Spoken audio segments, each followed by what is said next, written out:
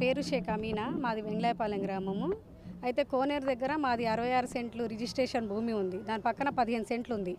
ఆ పోరంబొక్ అనేది నిన్న మేము పాకాలు వేసుకొని ఉంటున్నాము.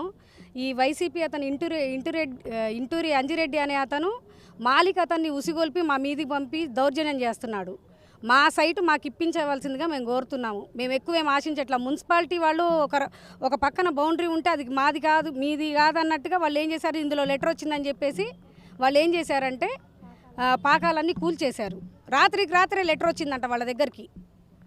ఈ రికార్డు మా మున్సిపాలిటీ దాంట్లో ఉంది. అంటే రిజిస్ట్రేషన్ పక్కన పోరంబోకు ఉంటే అది ఆక్రిఫై చేస్తుందంట గవర్నమెంట్.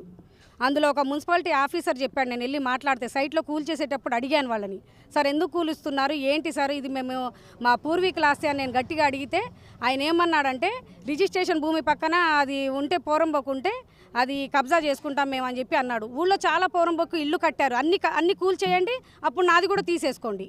నాకు మాత్రం మున్సిపాలిటీ వాళ్ళు కానీ ఈ పోలీసులు కానీ ఎవరైతే ఉన్నారో ఒక రోజులోనే బౌండరీ మారింది, ఒక రోజులోనే 20 మంది పోలీసులను వేసుకొచ్చి మా పాకాలు కూల్చారు.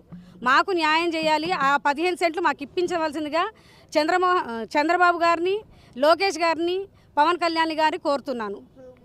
అది చర్యలు తీసుకోవాలి వాళ్ళ పైన.